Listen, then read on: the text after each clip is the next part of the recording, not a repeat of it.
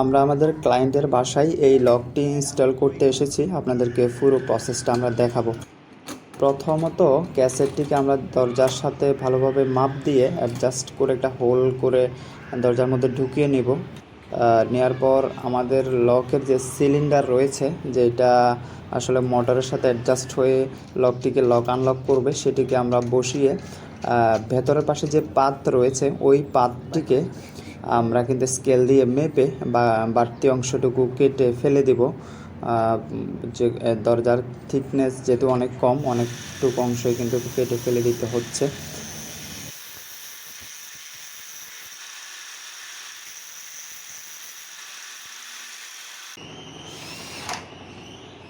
এখন আমরা দরজার সাথে স্ক্রু দিয়ে ক্যাসেটটিকে খুব ভালোভাবে বসিয়ে অ্যাডজাস্ট করে নিচ্ছি এবং সিলিন্ডারটিও আমরা পজিশন মতো বসিয়ে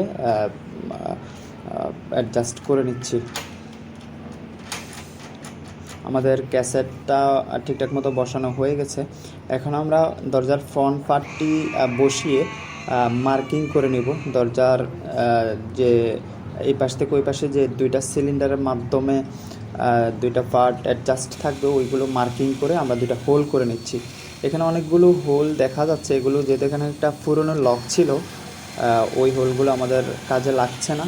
সো আমরা আমাদের মেজারমেন্ট অনুযায়ী দুইটা হোল করে নিচ্ছি।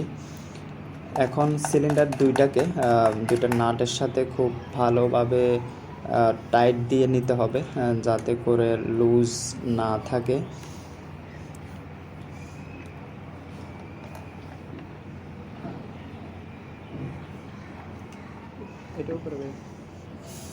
এখন ওয়্যারটিকে আমাদের এই পাশ থেকে ওই পাশে পার করতে হবে।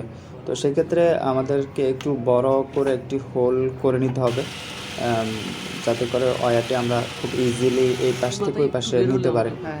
তো হোল করার সময় খেয়াল রাখতে হবে, এক পাশ থেকে পুরোটা করা যাবে না, কারণ এক পাশ থেকে পুরোটা করলে ধাক্কার সাথে এই পাশে কিন্তু অনেকখানি ভেঙে যাবে। সো আমরা দুই পাশ থেকে করে নিচ্ছি হোলটি। দরজার ভিতরে তো এত জায়গা, ওয়্যারটিকে আমরা লকের ভিতরে যতটুকু রাখা যায় ভাঁজ করে বসিয়ে রাখবো, কারণ ওয়্যারটা যখন বাইরে থাকবে তখন লকটি ভালোভাবে অ্যাডজাস্ট হবে না, বসবে না। তো হোলের চারপাশটা আমরা একটু করে ইয়ে করে দিচ্ছি, যাতে করে ওয়্যারটা খুব ভালোভাবে এখানে অ্যাডজাস্ট হয়, ফাঁকা যাতে না থাকে।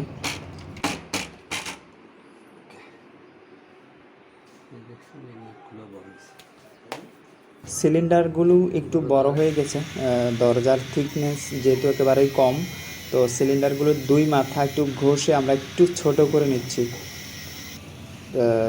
যাতে করে ফাঁকা না থাকে। এক পাশ থেকে ঘষলে কিন্তু যে প্যাচ আছে ওইগুলো চলে যাবে। সো দুই পাশ থেকে সমানভাবে ঘষে কিন্তু একটু ছোট করে নিতে হবে। আমরা আবার ভালোভাবে টাইট দিয়ে নিচ্ছি।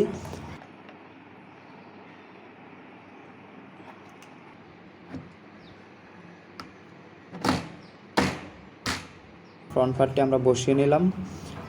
বসানোর পর ভিতরে যে রাবার আছে, রাবারটি যাতে ভাঁজ না পড়ে ওইভাবে আমরা রাবারটিকে ঠিকঠাক মতো বসিয়ে দিচ্ছি।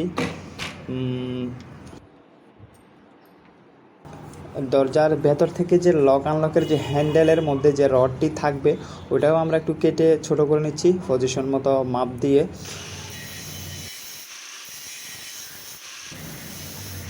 এখন আমরা ভিতরের দিক থেকে লক করার পাতটিকে ভালোভাবে অ্যাডজাস্ট করে